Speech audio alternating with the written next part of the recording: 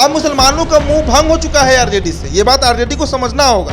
मुस्लिम मतदाता आज तेजस्वी यादव पर भरोसा नहीं कर रहा है। शहाबुद्दीन की जितना पकड़ मुसलमानों के वोट पर पूरे सारण प्रमंडल में किसी नेता का नहीं रहा है। ये 24 जो विधानसभा सीट है और जितने भी लोकसभा सीट है वहां पर शहाबुद्दीन का ही चलता था। जो जिम्मेदारी लालू प्रसाद यादव निभाते रहे हैं मुसलमानों के लिए, चाहे वो मोहम्मद तस्लीमुद्दीन हो कोसी के सीमांचल के, या शहाबुद्दीन हो या अब्दुल बारी सिद्दीकी हो, कोई भी मुसलमान का नेता हो, वो जिम्मेदारी अब तेजस्वी यादव और तेज प्रताप यादव नहीं निभा पा रहे हैं। गोपालगंज के उपचुनाव परिणाम ने ये साफ कर दिया कि अब सारण प्रमंडल का कोई भी सीट होगा, वहां का जो मुस्लिम मतदाता है वो AIMIM के प्रति ज्यादा रुझान रखता है अगर उसकी तुलना हम करें आरजेडी से। गोपालगंज वो बार बार हार जा रहे थे और हारने का जो प्रमुख कारण था, जो भी रहा हो, लेकिन इस बार प्रमुख कारण बना मुसलमान वोट का बिखराव और उसके पीछे कारण बनी हिना साहब। बिहार के सबसे बड़े बाहुबली नेता शहाबुद्दीन के निधन के बाद उनके परिवार को तवज्जो नहीं दे रहा है राजद। देखिए, हाल ही में दिल्ली में बड़ा कार्यक्रम हुआ था राष्ट्रीय जनता दल के द्वारा। नई कार्यकारिणी की टीम बनी है और उनमें शहाबुद्दीन की पत्नी और उनके बेटे का नाम भी नहीं है। ऐसे में राजद जो MY समीकरण की बात कर रही थी, बिहार में उनकी सरकार है, लेकिन शहाबुद्दीन का परिवार जो है वो इस समय राजद से काफी दूर अलग थलग नजर आ रहा है। क्या बिहार में शहाबुद्दीन का परिवार एक नया रास्ता, नया विकल्प तलाशने में जुटा है? हमारे साथ हमारे सहयोगी उदित आर्यन हैं, हम उन्हीं से बात करेंगे। शहाबुद्दीन के निधन के बाद राजद परिवार अब दूर होते जा रहा है, लगातार तस्वीरें भी आ रही है और नाराज चल रही है हिना साहब। क्या लग रहा है उदित जी? देखिए, 2 जगहों से बाहर किया गया है हिना साहब को। सिर्फ राष्ट्र कार्यकारिणी की जो सूची जारी की गई जिसमें 81 नेताओं के नाम है, 81, वहां से भी इनका नाम बाहर किया गया। पिछली बार इनका नाम था।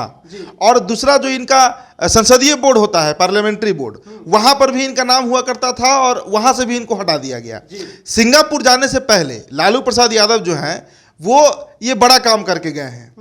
कई नेताओं को बड़ी जिम्मेदारी भी उन्होंने सौंपी है। जगदानंद सिंह को दिल्ली बुलाते हैं, फिर से प्रदेश अध्यक्ष बनाते हैं, पार्लियामेंट्री बोर्ड के सचिव बनाते हैं अब्दुल बारी सिद्दीकी को, और कई नेता, भोले यादव का आप नाम ले लीजिए, आप शिवानंद तिवारी का नाम ले लीजिए, इन तमाम लोगों को बड़े बड़े पदों पर बैठाया जाता है, पार्टी का जो पद होता है।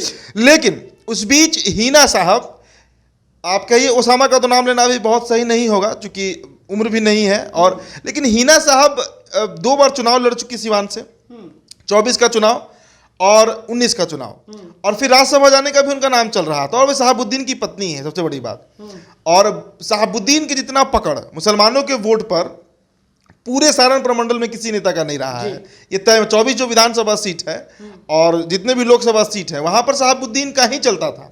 लेकिन हिना साहब को बाहर करना एक बड़ा मैसेज है लालू प्रसाद यादव के द्वारा। और जो खबरें आई हमारे पास, जो पार्टी के ही कुछ लोग जो सूत्र होते हैं पार्टी के, जो बता रहे थे कि बजाबते इसके लिए दिल्ली में तेजस्वी यादव से लालू प्रसाद यादव की बहुत देर बातचीत चली है और उसके बाद ये फैसला लिया गया कि अब शहाबुद्दीन का जो परिवार है उनको पूरी तरह बाहर का रास्ता दिखाना है। देखिए, आप सिलसिलेवार तरीके से समझिए, 14 में हिना साहब सिवान लड़ती हैं, हार जाती हैं, 19 लड़ती हैं, हार जाती हैं। दोनों बार आरजेडी उन पर भरोसा करता है, उनको टिकट थमाता है।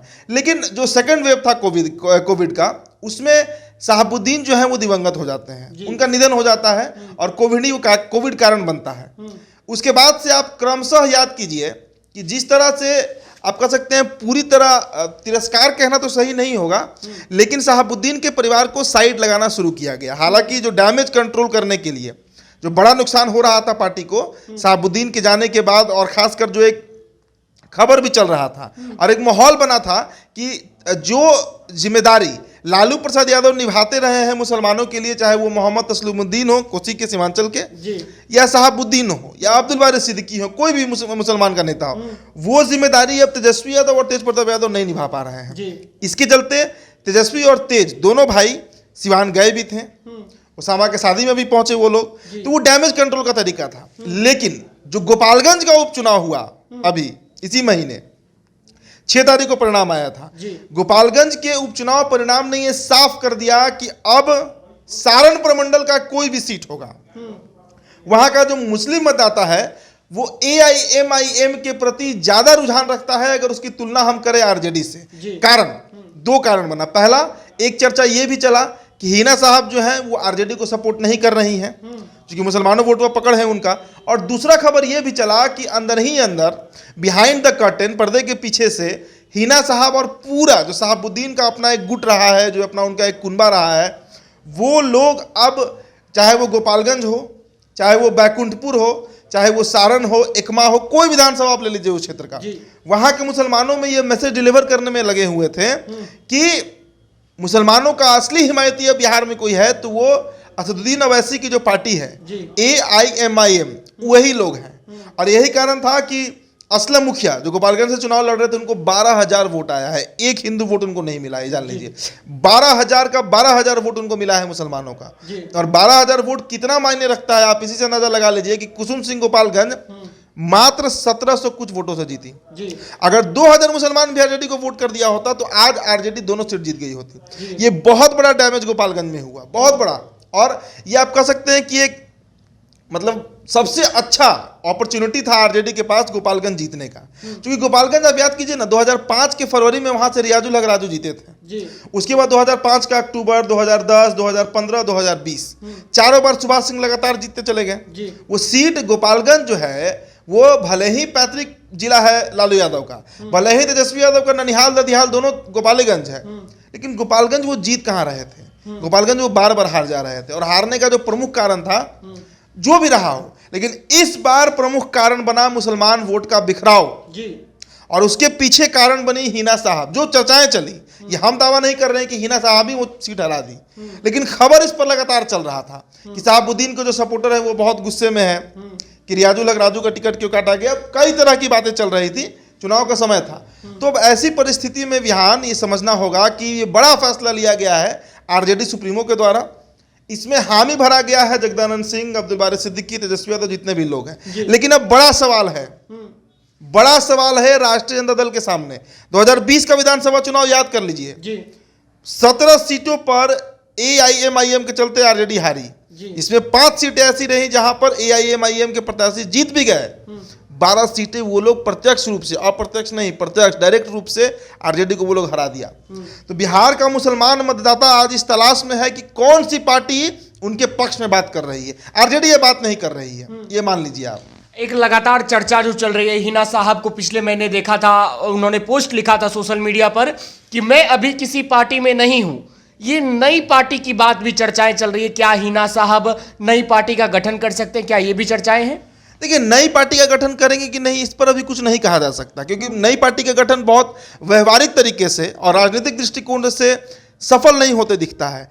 AIMIM बिहार में आ चुकी है, विधायक उनके 5 थे, अब एक ही बचे हुए हैं अब नॉर्थ से विधायक जो है अख्तरुल इमाम, लेकिन जड़ तो अपना जमा चुकी है बिहार में। अभी देखिए ना, गुलाम मुर्तजा लड़ रहे हैं यहाँ से, कुडनी से।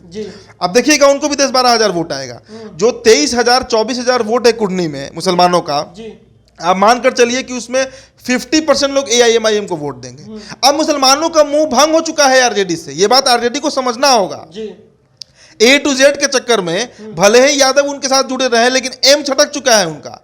मुस्लिम मतदाता आज तेजस्वी यादव पर भरोसा नहीं कर रहा है। और क्यों करेगा? लालू यादव का एक दौर था, वो जो सोमनाथ से रथ चला था, जब पूरे जहां जिन जिन राज्यों से गुजरा वहां पर हिंसा हुआ, चाहे वो कांग्रेस का शासित राज्य हो या भाजपा शासित राज्य हो, गैर कांग्रेस शासित राज्य हो, सभी जगह पर हिंसा होता है, लेकिन बिहार में रुक जाता है वो रथ। लालू प्रसाद यादव ने आयरन हैंड से उस पूरे मूवमेंट को क्रश कर दिया था। LK आडवाणी को जेल जाना पड़ा था। मुसलमानों के एकमात्र हिमायती और सबसे बड़े मसीहा के रूप में उभरे थे लालू प्रसाद यादव। उतना बड़ा छवि मुलायम सिंह यादव भी उत्तर प्रदेश में नहीं बना पाए जो लालू का छवि बना था बिहार में। आज वो छवि कहाँ रह गया? आज लालू प्रसाद यादव पॉलिटिक्स से पूरी तरह गॉन है। तेजस्वी यादव को बागडोर संभाल रहे हैं, और तेजस्वी का कोई उतना बड़ा इम्पैक्ट मुसलमानों पर नहीं है जो लालू प्रसाद यादव का हुआ करता था। उस समय AIMIM भी नहीं हुआ करती थी, कम से कम बिहार उत्तर प्रदेश में तो उस तरह कोई पार्टी नहीं था।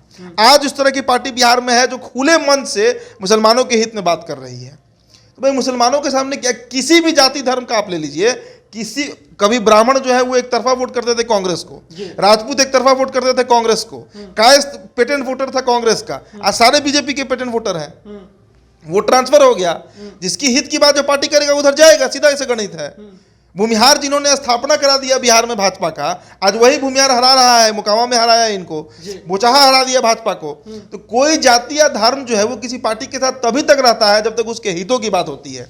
आज मुसलमानों के पास ऐसी कोई मजबूरी नहीं है कि वो आरजेडी को वोट करेगा। अब बहुत सारे हमारे दर्शक होंगे जो कहेंगे एंटी आरजेडी बात कर रहे हैं। एंटी आरजेडी बात नहीं है। मैंने बीजेपी के भी एग्जाम्पल से समझाया, मैंने कांग्रेस के एग्जाम्पल से भी समझाया कि जो ब्राह्मण कायस्थ राजपूत भूमिहार लोग कभी कांग्रेस के वोटर होते थे, आज बीजेपी के हैं। आज वही भूमिहार जिन्होंने स्थापना कराया भाजपा का बिहार में, आज उनको हरा रहे हैं। तो ये आप कैसे कह सकते हैं कि 92 में जो मुसलमान आरजेडी से जुड़ गए वो 2022 तक रहेंगे और 2032 तक टिके रहेंगे? यहाँ पर क्या मजबूरी है उनकी? जो उनके हित की बात करेगा वो जाएंगे उधर। ये तो सामान्य बुद्धि से भी समझा जा सकता है, एक पत्रकार के नाते नहीं, अगर एक आम बिहारी के नाते भी हम समझे, एक नागरिक के नाते भी हम समझे, तो ये बात तो इतनी राजनीति में सबको समझ में आती है। तो ये बड़ा सेटबैक आप कह सकते हैं मुसलमानों के लिए भी है कि लालू प्रसाद यादव ने हिना साहब को बाहर कर दिया और हिना साहब अब अपना विकल्प तलाशेंगी और नई पार्टी की जो आप सवाल कर रहे थे बयान, उस पर यही हो सकता है कि AIMIM वो ज्वाइन कर सकती हैं, JDU ज्वाइन कर सकती हैं। वो कई विकल्प हैं उनके सामने ज्वाइन करने के लिए। लेकिन ये बात मानकर चलिए कि सारण के जो मुसलमान वोटर हैं वो आज भी शहाबुद्दीन के परिवार के साथ सेंटिमेंट रखते हैं, भावना रखते हैं, इसमें कहीं दो राय नहीं है। चलिए, शहाबुद्दीन के परिवार को लेकर कई तरह की खबरें सामने आ रही है और इन सबों के बीच नए राष्ट्रीय कार्यकारिणी राजद में उनकी पत्नी और बेटे को जगह नहीं मिली है। बेटे ओसामा लगातार परेशान चल रहे हैं और जो अब खबर सामने आ रही है ओबीसी की पार्टी के साथ हिना साहब की नजदीकियां वो बढ़ते नजर आई है। आने वाले दिनों में क्या कुछ होगा, क्या हिना साहब अपनी पार्टी बनाएगी, उस पर भी हमारा नजर जो है वो बना रहेगा और हम जुड़ेंगे, आपकी बातों को रखेंगे, आपसे जानेंगे। आप हमारे साथ बने रहें, हमारे चैनल को सब्सक्राइब कर लें। आपका बहुत बहुत धन्यवाद।